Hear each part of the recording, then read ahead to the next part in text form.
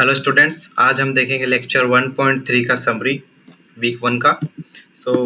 आज जो अपन topics discuss करने वाले हैं वो मेजरली ये है केस स्टडी। सबसे पहले अपन देखेंगे case study of the bank transactions, जिसके अंदर अपन जानेंगे कि बैंक ट्रांजैक्शन क्या क्या पैरामीटर सेट करता है कि ट्रांजैक्शन सक्सेसफुल होगा नहीं होगा, और अगर ट्रांजैक्शंस नहीं होता तो क्या करता है, एक्सेट्रा एक्सेट्रा। काफ़ी बेसिक लेवल पर देखेंगे ये बेसिकली। एंड उसके बाद में देखेंगे scalability for the file system, जो कि पाइथन के अंदर आता है, and scalability for the DBMS means database. And next same चीज फाइल सिस्टम और डीबीएमएस के लिए प्रोग्रामर की प्रोडक्टिविटी भी देखेंगे। And for the same things हम देखेंगे अरिथमेटिक ऑपरेशंस की, पाइथन के ऊपर ज़्यादा अरिथमेटिक ऑपरेशन अपन परफॉर्म कर सकते हैं या फिर डीबीएमएस के ऊपर ज़्यादा अरिथमेटिक ऑपरेशंस परफॉर्म हो सकते हैं। फिर नेक्स्ट जो अपन पैरामीटर देखेंगे वो है cost and computing for the same file system और द डीबीएमएस। अभी जो मैं फाइल सिस्टम और जो ये डीबीएमएस बोल रहा हूँ, हो सकता है किसी को समझ ना आ रहा हो। So let's move forward. तो ये मैंने आपके लिए एक सैम्पल टेबल लिया है और इस टेबल के अंदर कुछ एट्रीब्यूट्स है। Wait a minute. हाँ, एट्रीब्यूट नंबर 1 है आईडी, एट्रीब्यूट 2 है name, attribute 3 salary, department name, building and so on, and last building.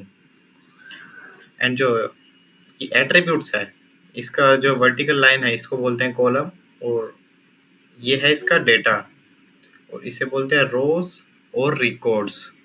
What we से दिस, रोज और रिकॉर्ड्स। और इसे क्या कहते हैं, इसे तो पर्टिकुलर एट्रीब्यूट्स बोलते हैं, और इसे बोलते हैं कॉलम। और ये जो पूरी टेबल है, टेबल, इसको अपन डीबीएमएस की भाषा में बोलते हैं एंटिटी। एंटिटी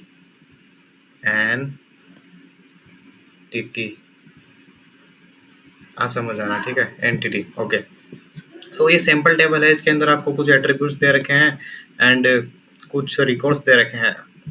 ये आपको ये टेबल ध्यान रखनी है। ओके, डेटाबेस के अंदर अपन डेटा टेबल्स के अंदर स्टोर करते हैं, इसीलिए ही मेरा टेबल लाने का मोटिव है, और इसीलिए मैं टेबल लाया हूँ। क्या बोल दिया, ठीक है, इसीलिए मैं टेबल लाया हूँ। डेटाबेस के अंदर अपन रिकॉर्ड्स टेबल के अंदर ही स्टोर करते हैं, ये चीज़ आप ध्यान रखिए।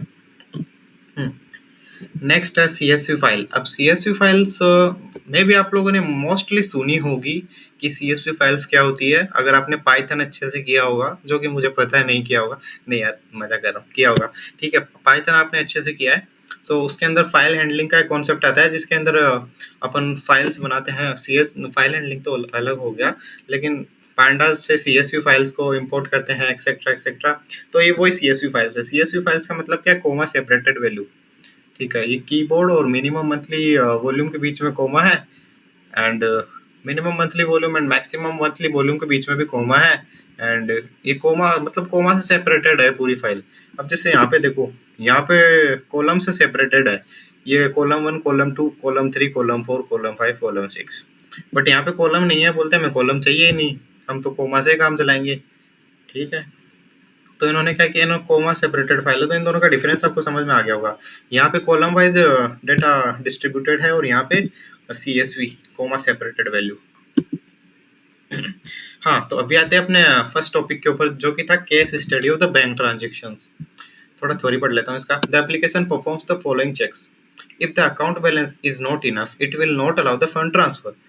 ओके, ये बोल रहा है कि अगर आपके अकाउंट के अंदर इनफ पैसा नहीं है, तो फिर ये फंड ट्रांसफर अलाउ नहीं करेगा। क्यों, लेट सपोज कि आपके पास 10 रुपए, आप किसी को लगा रहे हो 500 रुपए, बैंक वाला बोलेगा भाई तेरे पास है ही नहीं, क्या है ये, है ना, ठीक है। ये फिर वाहियात एग्जाम्पल, लेकिन ठीक है। If the account numbers are not correct, it will flash a message and terminate the transaction.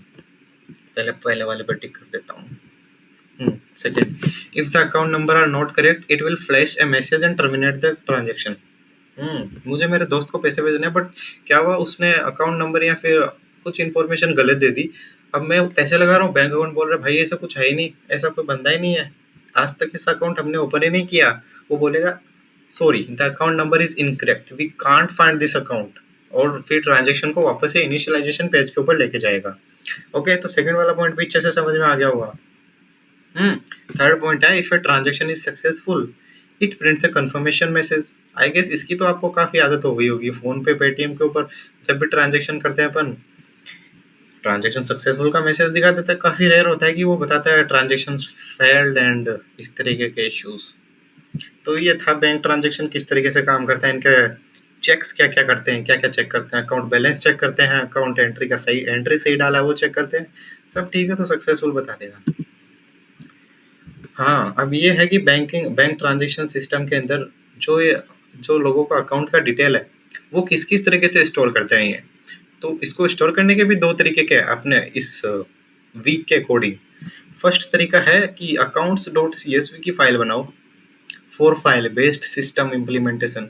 अगर आपको सी एस वी फाइल के अंदर चीज़ें स्टोर करनी है कि सबसे पहले वो अकाउंट होल्डर का नाम लिख देता हूँ, फिर उसका अकाउंट नंबर लिख देता हूँ, फिर उसका डिस्ट्रिक्ट लिख देता हूँ, एज लिख देता हूँ, फैमिली बैकग्राउंड लिख देता हूँ, सब कुछ लिख देता हूँ कोमा लगा लगा के। टेबल्स नहीं बनानी मुझे, कोमा में चलाऊंगा मैं। और फिर दूसरा तरीका है कि आप डेटाबेस मैनेजमेंट सिस्टम जो कि टेबल्स के ऊपर काम करता है, तो फिर टेबल के अंदर लिखो लाइक मैं अच्छे से लिखने वाला हूँ। कॉलम 1 के अंदर मैं उसका नाम लिखूंगा, कॉलम 2 के अंदर मैं उसका अकाउंट नंबर लिखूंगा।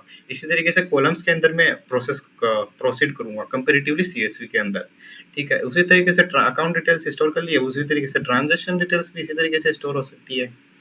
पहला हो सकता है कि लेजर डॉट सी बना लो, या फिर लेजर नाम की टेबल बना लो। डेटाबेस के अंदर स्टोर करवाना है तो डेटाबेस सिस्टम को यूज करना है तो टेबल्स के अंदर स्टोर करवा लो। ओके, तो ठीक है सर, ये तो आपने बता दिया। अब लेकिन इसका हमें काम क्या है, गोल क्या है इसका समझने का। तो गोल तो कुछ नहीं है, बस ये लाइन पढ़ लेता हूँ पहले। I understand the difference between Python file to understand the difference between Python file data management and data management system. अब ये पाइथन फाइल डेटा मैनेजमेंट क्या है और ये डेटाबेस मैनेजमेंट सिस्टम क्या है, इसके पीछे चलते हैं थोड़ा पीछे। पाइथन के अंदर सीएसवी फाइल यूज होती है, आपको ये तो पता होगा। पाइथन के अंदर क्या था, आप सीएसवी फाइल्स को लोड कर रहे थे वहाँ पे पांडास की हेल्प से, और उसका डेटा को फेच कर रहे थे। सीएसवी फाइल्स को वो ओनली एक्सेप्ट कर रहा था। ठीक है, तो पाइथन के साथ सीएसवी फाइल्स वर्क करती है और डेटाबेस मैनेजमेंट के साथ टेबल्स वर्क करती है। तो ये बोलना चाह रहा है क्या कि to understand the difference between Python file data, underline कर देता हूँ, difference between the Python file data management जो कि है सीएसवी फाइल्स के अंदर मैनेज करता है ये, एंड द डेटाबेस मैनेजमेंट जो कि टेबल्स के फाइल। इन दोनों के अंदर डिफरेंस क्या है, ये चीज़ आज अपन देखने वाले हैं कि एक्चुअली इन दोनों का डिफरेंस क्या। पाइथन सीएसवी फाइल्स के अंदर डेटा स्टोर करेंगे एक तो, और एक टेबल्स के अंदर डेटा स्टोर करेंगे। तो इन दोनों में से बेस्ट कौन सा है, दोनों के प्रोस को क्या है, दोनों के कॉन्स क्या है, कौन सा कहाँ पे अच्छा काम करता है, किस चीज़ का क्यों इन्वेंशन हुआ, डीबीएमएस का क्यों इन्वेंशन हुआ, वो सारा का सारा आ जाएगा इसके अंदर आज। और एक चीज़ और आप इम्पोर्टेंट है उसे हाईलाइट जरूर कर लीजिएगा कि ये लेक्चर सिर्फ बेसिक है, बेसिक ऑफ द बेसिक। क्योंकि वीक 1 के अंदर क्या है कि आपको जितने भी वीक्स है, वीक 1 to 12, मतलब वीक 2 to 12, उन सब का पूरा निचोड़ दे रखा है, मतलब एकदम बेसिक्स उनका दे रखा है कि ऐसी ये चीज़ें आपको आएगी आगे। तो वीक 2 ऑनवर्ड से अपन चीज़ों के अंदर डीप डीप जाना स्टार्ट करेंगे। So let's start. ये काफ़ी बेसिक है। ओह माय गॉड, इतना बड़ा कोड, ये क्या है भाई? भाई मुझे भी नहीं पता क्या है, बस मेरे को थोड़ा थोड़ा पता है, मैं वो बता रहा हूँ। ये एक तो पाइथन कुछ लिखा हुआ है और एक एसक्यूएल कुछ लिखा हुआ है। एसक्यूएल वाला तो खाली लग रहा है भाई, और ये पाइथन का थोड़ा भरा भरा लग रहा है। यही तो पॉइंट है। पाइथन सीएसवी फाइल्स के साथ अगर आप डील करते हो तो सबसे पहले यही दिक्कत है कि आपको पहले फाइल ओपन करनी है, सीएसवी डायरेक्टरी रीड करना है, फिर अकाउंट्स वापस ओपन करनी है, सीएसवी लेजर फाइल की ओपन करनी है, एक्सेट्रा एक्सेट्रा। तो सीएसवी फाइल्स के साथ पाइथन के साथ काम करने में थोड़ा हेडेक है। आप जब भी कोई चीज़ करना चाहोगे पहले फाइल्स को ओपन करना पड़ेगा। बट एसक्यूएल के अंदर क्या है, ऐसा कुछ नहीं है भाई। एसक्यूएल बोलता है मैं चिल लूँ, मेरे को इतना काम नहीं करना पड़ता, मैं इतनी मेहनत नहीं करता, मैं हूँ स्मार्ट बच्चा। कौन सा स्मार्ट बच्चा? पाइथन है मेहनती बच्चा। मेहनती बच्चे भी अच्छे होते हैं बट स्मार्ट बच्चे ज़्यादा अच्छे होते हैं। ठीक है, अपनी तरह। सो ये है एसक्यूएल के अंदर, ये इनिशियल वाला प्रोसेस इसके अंदर इतना ताम झाम है ना, ये एसक्यूएल के अंदर नहीं करना पड़ता। फाइल को ओपन करो, लेजर को ओपन करो, इसके अंदर पूरा का पूरा बस एक टेबल ओपन हो जाएगा, दैट्स ऑल। फिर सेट काम। अब क्या ये इंपॉर्टेंट है? नहीं, ये बिल्कुल इंपॉर्टेंट नहीं है। ये जो भी चीज़ें हैं ना, ये कुछ भी इंपॉर्टेंट नहीं है, एग्जाम में नहीं आने वाली। ये सिर्फ आपकी अंडरस्टैंडिंग के लिए है कि कैसे क्या चीज़ें हैं। पाइथन और एसक्यूएल के अंदर आपको पता चल गया, पाइथन के अंदर ओपन करना पड़ रहा है, एसक्यूएल के अंदर ओपन नहीं करना पड़ रहा। हाँ, लेकिन कुछ चीज़ें एसक्यूएल के अंदर भी करनी पड़ेगी, जैसे कि condition to check for enough balance. अब भाई बैलेंस तो चेक करेगा ही, टेबल के अंदर हो कुछ भी हो, अकाउंट में रोकड़ा तो होना चाहिए। तो ये चीज़ें पाइथन के अंदर भी होगी, एसक्यूएल के अंदर भी होगी।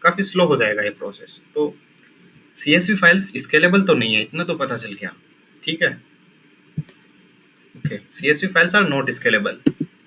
नेक्स्ट चीज़ है चेंजिंग द इंफॉर्मेशन और स्ट्रक्चरल चेंज। ये मैं समझाता हूँ, पहले पढ़ लेते हैं क्या है। Let's say you made a list of your favourite friends with their names and favourite colour, ठीक है, उनका नाम और उनका पसंदीदा रंग, क्या बात है, वो आपने एक CSV फाइल्स के अंदर स्टोर कर रखा है कोमा लगा लगा के।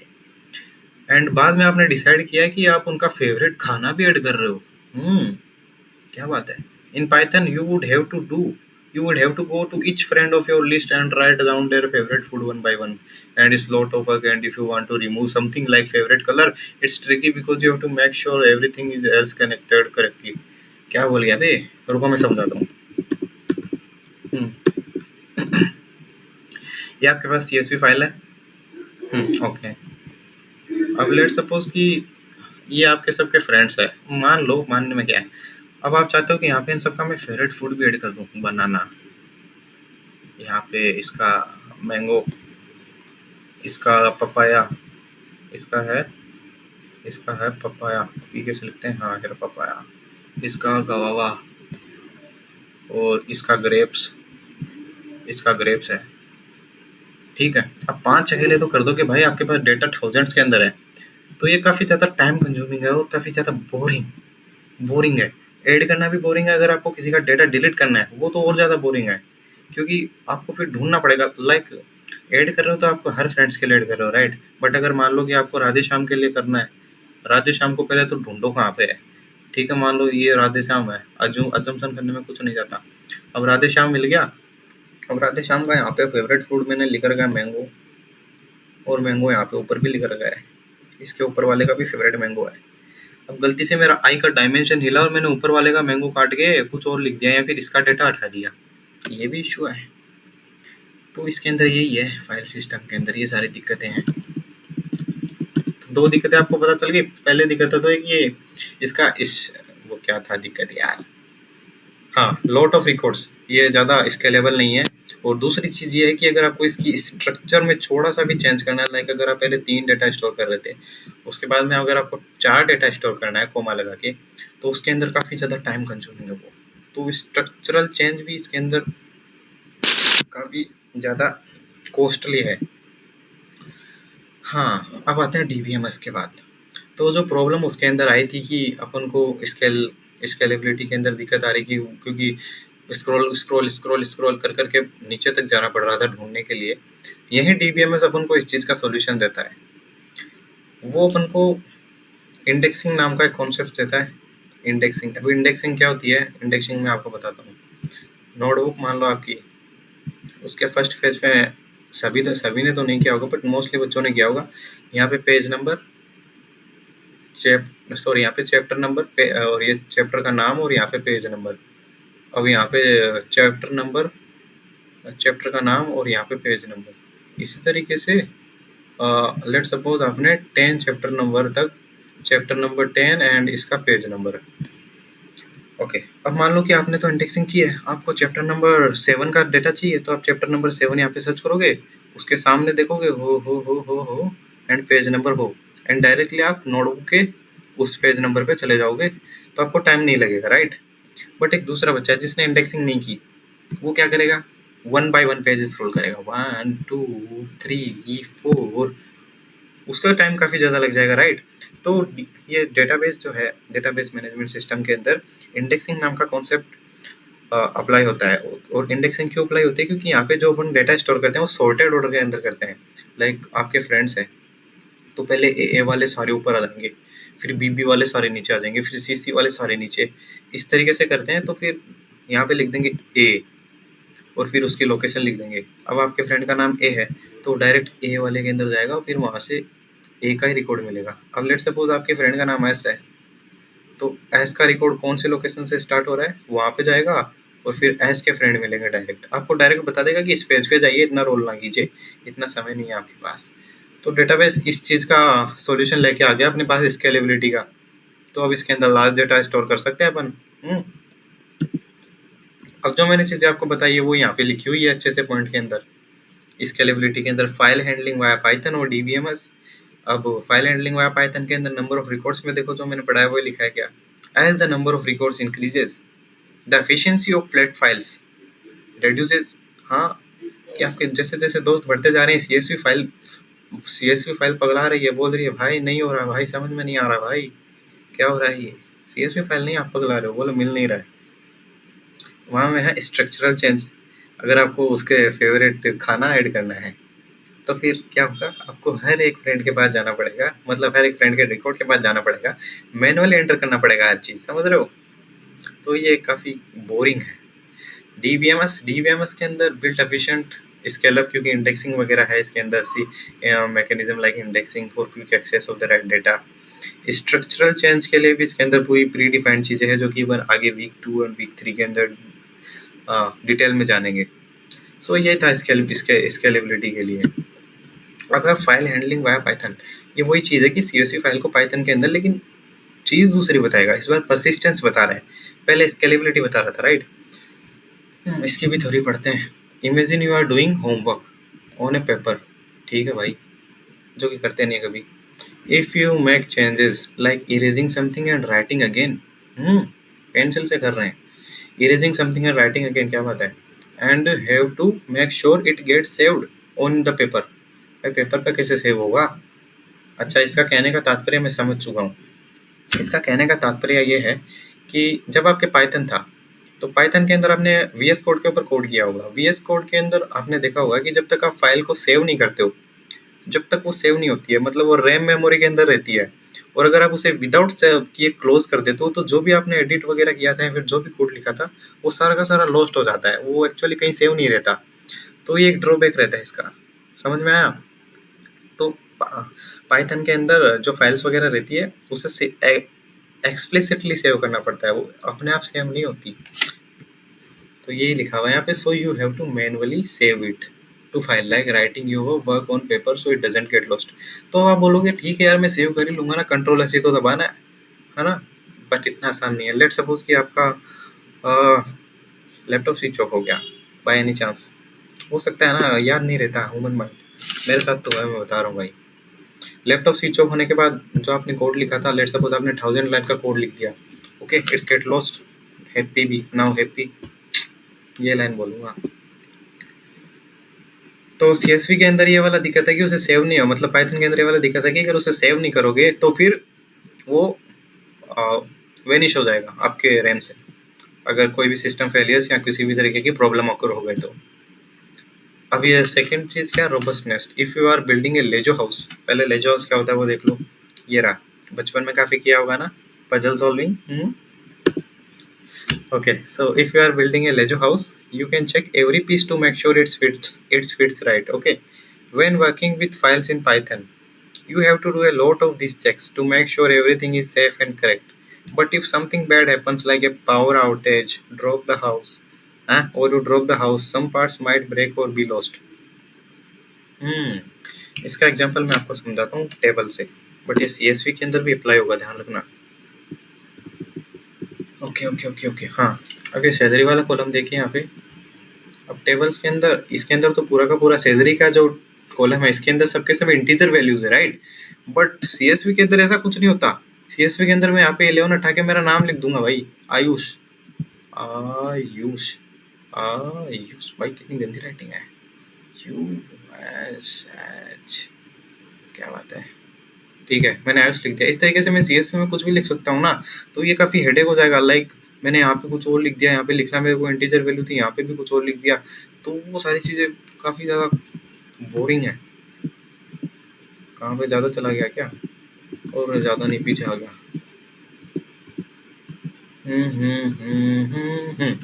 Okay, so when working with files in the Python you have to do a lot of these checks मतलब कि वही कंस्ट्रेंट्स वगैरह चेक करने कि यहाँ पे इंटीजर होना चाहिए था, टेक्स्ट वगैरह नहीं आना चाहिए, वो to make sure everything is safe and correct.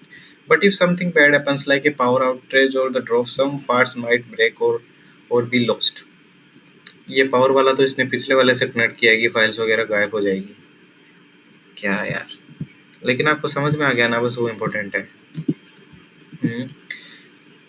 Keeping things safe. अब इसके अंदर सिक्योरिटी का भी इशू रहता है। लाइक आपने पहले अभी भी कॉर्पोरेट ऑफिस के अंदर जितने भी कंप्यूटर्स नेटवर्क्स रहते हैं वो सबके सब एक दूसरे से कनेक्टेड रहते हैं। लाइक एक कंप्यूटर की फाइल आप दूसरे कंप्यूटर में एक्सेस कर सकते हो।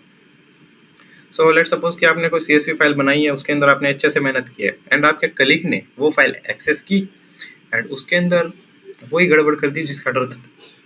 कुछ ना कुछ इन्फॉर्मेशन गलत अपडेट कर दिया, फिर कुछ ना कुछ हो गया। जैसे CSV फाइल के अंदर इंटीजर की जगह उसने टेक्स्ट टेक्स्ट अपेंड कर दिया, तो फिर क्या होगा? मैनेजर तो आपको डांट पड़ेगा ना। तो इसके अंदर सिक्योरिटी का भी इशू है। तो ये 3-4 इशू थे इसके अंदर। पहला वाला इशू क्या था कि परसिस्टेंस नहीं है। परसिस्टेंस का मतलब है कि रैम के अंदर स्टोर रहता है फिर चला जाएगा। और रोबस्टनेस नहीं है कि चेक्स करने पड़ेंगे आपको बार बार कि इंटीजर की जगह इंटीजर ही आए, वहाँ पे कोई टेक्स्ट नहीं लिख दे।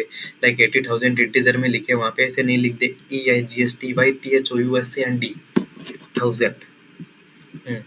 सिक्योरिटी का भी इशू है, क्लिक्स वगैरह। अब डेटाबेस, इसके अंदर क्या, डेटाबेस को डिज़ाइन इनके सॉल्यूशन के लिए किया गया है। डेटाबेस क्या करता है कि आप जब भी कोई चीज़ लिखते हो, लाइक अगर आपने उसके अंदर ये भी लिख दिया ना, डॉट एंड डॉट डॉट, हाथों हाथ उसे सेव करता है। हाथों हाथ उसे इसी तरीके से डिज़ाइन किया गया है कि उसे हाथों हाथ इंस्टेंटली सेव करेगा वो। तो you don't need to worry about losing your homework और डेटा। ओके, सो इसीलिए तो परसिस्टेंस वाला काम डेटाबेस के अंदर सॉर्ट आउट हो गया। नेक्स्ट चीज़ थी कि रोबस्टनेस। रोबस्टनेस की थी कि कोई भी चीज़, लेट सपोज कि आप ट्रांजेक्शन चल रही है, आपकी ट्रांजेक्शन चल रही है एंड ट्रांजेक्शन बीच में ख़त्म हो गई, मतलब किसी भी कारण से वो नहीं हो पाई, आपका सिस्टम क्रैश हो गया।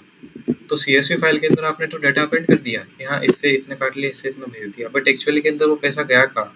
आपका सिस्टम बंद हो गया बीच में ही, उसको भेजने से पहले बंद हो गया, लेकिन आपने रिकॉर्ड को अंदर अपडेट कर दिया, तो वो इशू है। बट डेटाबेस के अंदर ये सारी चीज़ों के लिए काफ़ी चीज़ें हैं, जैसे transactions and roll back, logging and check points. ये सारी चीज़ें अपन वीक 9, 10, 11, 12 के अंदर डिटेल में पढ़ेंगे। Don't worry about this things right now. बस एक मोटा मोटा आइडिया ले लीजिए कि क्या है कीप थिंग्स सेफ सिक्योरिटी। एक डेटाबेस के अंदर एक कॉन्सेप्ट आता है व्यू नाम का, VIE&W। ये क्या होता है, इसको मैं थोड़ा सा टेबल से समझाता हूँ। टेबल ये रहा। अब लेट सपोज कि आप चाहते हो कि आपके फ्रेंड को ये 3 कॉलम्स ही एक्सेस हो, उसके अलावा इन तीनों को वो देख भी ना पाए। अपन अपडेट की तो छोड़ो, इन्हें देख भी ना पाए, आप ये चाहते हो। तो ठीक है, अब आपका फ्रेंड इन 3 चीज़ों को देख पाएगा और इन 3 चीज़ों को एडिट कर पाएगा। इससे क्या होगा कि जो फालतू के अंदर आपको डर था कि हाँ यार ये मेरी फाइल है, इसके अंदर ये कुछ एडिट वगैरह ना कर दे ऐसे वैसे, तो इसके अंदर पूरा एक सिक्योरिटी पूरा सिस्टम है कि आपको कितनी चीज़ कितने को देनी है और उसी के अंदर वो खेल सकता है। तो ये इसके अंदर व्यू का कॉन्सेप्ट है, ये वीक 3 के अंदर है, आपको पढ़ाऊंगा मैं। इसे मैं इरेज कर देता हूँ। चलिए अभी देखते हैं प्रोग्रामर्स की प्रोडक्टिविटी क्या है फाइल हैंडलिंग वाया पाइथन में और डीबीएमएस के अंदर। तो जैसा कि अपन ने ऑलरेडी देख लिया है कि फाइल हैंडलिंग और पाइथन का मैक्सिमम पोर्शन अपन ने, फाइल हैंडलिंग वाया पाइथन और डीबीएमएस का मैक्सिमम पोर्शन अपन ने देख लिया, लेकिन ये उनका सॉर्टेड कंसाइज एक टेबल है। सो पॉइंट डिस्कस करते हैं building the file handler. Since the constraint within and across entities have to be enforced manually. इसका मतलब क्या है कि जो कंस्ट्रेंट्स थे, लाइक अपन ने जो देखा था सैलरी वाला कॉलम देखा था जिसके अंदर 80,000 था, बट CSV के अंदर कुछ कंस्ट्रेंट्स वगैरह नहीं होते। अपन को मैनुअली ध्यान रखना होगा कि वहाँ पे अपन टेक्स्ट एंटर कर रहे हैं या फिर इंटीजर्स वैल्यूज इन इंटीजर कर रहे हैं। तो ये काफ़ी एफर्ट वाला काम है और काफ़ी बोरिंग है। Huge in building a file handling application is a use the effort. Okay. Maintenance. To maintain the consistency of data, one must regularly check for sanity of the data and relationship between entities during inserts, updates and deletes. So ये आप वो वाला समझिए। आप food extra add कर रहे थे कि उसको क्या पसंद है क्या नहीं पसंद है, तो उसके अंदर आपको इंसर्ट करते वक्त कुछ दिक्कत आ रही थी कि काफ़ी ज़्यादा समय ले रहा था। अपडेट करने वक्त भी दिक्कत आ रही थी कि हो सकता है कि आप गलती से उसके ऊपर वाले का जस्ट अपडेट कर दो, क्योंकि दोनों का मैंगो दोनों का फेवरेट फूड था, तो आपने जस्ट अल्टरनेटिवली वो रो स्किप करके ऊपर वाली रो अपडेट कर दी हो। डिलीट्स के अंदर भी सेम हो सकता है कि लेट सपोज कि शरत नाम के दो सेम दोस्त हो आपके, बट आपने किसी दूसरे दोस्त का डेटा डिलीट कर दिया हो। तो इस तरह की प्रॉब्लम्स फाइल हैंडलिंग के अंदर आती है और हैंडलिंग ऑफ यूज डाटा के अंदर ये इफेक्टिव नहीं है। और वहीं डीबीएमएस के अंदर सबसे पहला पॉइंट दे रखा है configuration the database. The installation and configuration of a database is specialised job of a DBA. ये क्या कह रहा है कि डेटाबेस को यूज करना एक स्पेशलाइज्ड जॉब है। मतलब ऐसा नहीं कि डायरेक्ट आए और डेटाबेस को यूज करना सीख गए। पहले आपको इसको सीखना पड़ेगा एंड उसके बाद ही आप इसे यूज कर पाओगे। And A programmer on the other hand is saved the trouble. I don't know what's that mean. या बट मैं बता देता हूँ कि इसे इनिशियलाइजेशन के अंदर आपको सीखना वगैरह पड़ता है, काफ़ी टाइम लगता है। एंड आफ्टर दैट ये काफ़ी यूजफुल होता है सभी के लिए। मतलब काफ़ी कम समय के अंदर कंस्ट्रेंट वगैरह पूरा वेल ऑर्गेनाइज्ड मैनर के अंदर डाटा आपका स्टोर करेगा ये। मेंटेनेंस के अंदर देखते हैं DBMS has inbuilt mechanism to ensure consistency and sanity of data being inserted, updated और deleted. The programmer does not need to do such checks. वो चेक्स वाला मैंने बताया था। इंटीजर वाला एग्जांपल लेके चलिए, वो आपके लिए रामबाण है।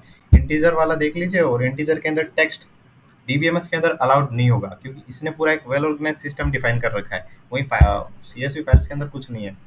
हैंडलिंग यूज डेटा, हाँ, टेराबाइट्स के अंदर भी डीबीएमएस के अंदर डेटा ये स्टोर करके रख सकता है, कोई दिक्कत वाली बात नहीं है। आराम से चलेगा इसके अंदर। हाँ, अब आते हैं अरिथमेटिक ऑपरेशंस। अब सबसे पहले देखते हैं कि पाइथन के अंदर या फिर फाइल हैंडलिंग, पाइथन के अंदर देखते हैं पाइथन कितने अरिथमेटिक ऑपरेशंस कर सकता है और डीबीएमएस कितने कर सकता है। तो इसके अंदर ये है कि Python extensively support for arithmetic and logical operations. अब क्वेश्चन आएगा वाई, एंड इसका आंसर यही है कि पाइथन एक प्रोग्रामिंग लैंग्वेज है, और उससे जितनी भी अरिथमेटिक कैलकुलेशंस पॉसिबल है, लाइक हार्डेस्ट इक्वेशन सॉल्व करना, कॉम्प्लेक्स नंबर से रिलेटेड कोई भी प्रॉब्लम आ गई, या फिर मैट्रिक्स वगैरह का मल्टीप्लिकेशन वगैरह, कुछ भी आ गया, तो वो सब कुछ पाइथन के अंदर पॉसिबल है एक्सटर्नल लाइब्रेरीज के द्वारा, या फिर कोड आप करके लिख सकते हो। बट डीबीएमएस का ऑब्जेक्टिव कैलकुलेशन नहीं था। डीबीएमएस का ऑब्जेक्टिव था कि डाटा को स्टोर कैसे किया जाए अफेक्टिवली और अच्छे से वेल ऑर्गेनाइज्ड मैनर के अंदर। सो डीबीएमएस के ऊपर कैलकुलेशन पार्ट के ऊपर इतना वर्क नहीं हुआ है, but still you can do some plus minus addition, multiplication, division kind of things. Because मैं बताता हूँ ये क्यों रिक्वायर्ड है। अब आप सोच रहे हो यार डेटा स्टोर करना है, इसके अंदर प्लस माइनस क्यों रिक्वायर्ड है। मैं बताता हूँ। अब लेट सपोज कि किसी बंदे का डीओबी 2005 है एंड अभी 2024 चल रहा है, एंड अभी आपको जानना है कि वो कितनी उम्र हो गई है उसकी। तो आप क्या करोगे, दोनों का सब्ट्रैक्शन लोगे, राइट। तो इसके अंदर आपको माइनस ऑपरेशन काम में आ गए। इसी तरीके से बाकी सभी के सभी अरिथमेटिक ऑपरेशंस आपके यूज में आएंगे। So this is just a basic overview of the arithmetic operation for the file handling by Python और the DBMS itself. Now we come to the cost and complexity. ये cost पैसों वाली नहीं है, but ये cost time complexity के terms में है, और इजी टू यूज के अंदर है। अगर कोई चीज़ अपन को यूज करने के अंदर आसानी हो रही है, तो उसकी कॉस्ट कम है। बट अगर कोई चीज़ अपन को बहुत बहुत ज़्यादा मुश्किल हो रहा है यूज करने के लिए, तो फिर उसकी कॉस्ट अपन को ज़्यादा पे करनी पड़ी है, either by time or anything. तो देखते हैं file handling by Python. File systems are cheaper to install and sorry, file systems are cheaper to install. No specialized hardware, software or personnel are required to maintain file system. And DBMS के अंदर large databases are served by dedicated database servers need large storage and processing power. मैं बताता हूँ ये पहला क्या बता रहा है आपको। ये बता रहा है कि फाइल सिस्टम यूज करना काफी इजी है, लाइक आप अपने सिस्टम के अंदर इंस्टॉल कर सकते हो। सिस्टम के अंदर फाइल्स सीएसवी फाइल बना ली, वीएस कोड के अंदर कुछ भी आपको एडिट मैनिपुलेशन जो भी करना है, आप वहीं इट्स वीएस कोड के अंदर ही कर सकते हो सब कुछ। बट डीबीएमएस के अंदर क्या है, अगर आप कुछ ऑर्गेनाइजेशन वगैरह चला रहे हो, लाइक आपकी एक आईटी कंपनी है, आईटी कंपनी है, तो आपके पास काफी लार्ज अमाउंट ऑफ पीपल्स का डाटा है। उसे स्टोर करने के लिए आप अपने सिस्टम के अंदर नहीं रख सकते। उसके लिए आपको एक पूरा डेडिकेटेड सर्वर लेना पड़ेगा। उस सर्वर के अंदर आपका डेटा स्टोर रहेगा। वो पूरा अच्छे से डिफाइंड, वेल डिफाइंड तरीके से डेटाबेस मैनेजमेंट सिस्टम इसीलिए बना है कि जो डेटा है वो पूरा मैनेज तरीके से वहाँ पे स्टोर रहे। और database management system are expensive software that have to be installed and regularly updated. Database are inherently complex, need specialized people to work on it, like DBA। ये मैंने बताया कि इसे सीखना पड़ेगा, तो स्पेशलाइज्ड पीपल की इसके अंदर आवश्यकता है, जो कि इसके अंदर आप इस कोर्स के अंदर भी आपको इतना डिटेल में नहीं सिखाया जाएगा कि आप जाके इंडस्ट्री के अंदर काम करने लग जाओ। बट हाँ, आपको इतना कॉन्फिडेंस आ जाएगा कि आप सीख लोगे। समझ रहे हो। सो इसके अंदर कुछ एसक्यूएल क्यूरीज वगैरह है जो कि आपको कॉन्फिडेंस देगी डेटा फेच करने का। बट वही है कि आपको इस कोर्स के अंदर बेसिक लेआउट मिलेगा पूरे वीक 12 तक। एंड अगर आप उसके ऊपर प्रैक्टिस करते हो कहीं से एक्स्ट्रा रिसोर्सेज उड़े में एक्सेट्रा एक्सेट्रा एनी कोर्सेज, तो फिर आप इसके अंदर एक्सेल एक्सेल करके कहीं भी अप्लाई कर सकते हो. You are welcomed. Anyway, the above factor lead to huge cost in implementing and maintaining database management system. Okay, तो इसी की वजह से इसका कॉस्ट वगैरह ये मेंटेनेंस ये थोड़ा ज़्यादा है. फिजिकल मेंटेनेंस ज़्यादा है थोड़ा, बाकी वो वाला मेंटेनेंस कम है इसका कंपैरेटिवली. अगर इस ये वाला मेंटेनेंस देख ले, कंसिस्टेंसी वाला ये है. तो इसी के साथ आज का लेक्चर रैप अप करता हूँ एक ये शानदार टेबल के साथ, जिसके अंदर जो भी मैंने पढ़ाया है आज आपको वो सबका निचोड़ है इसके अंदर.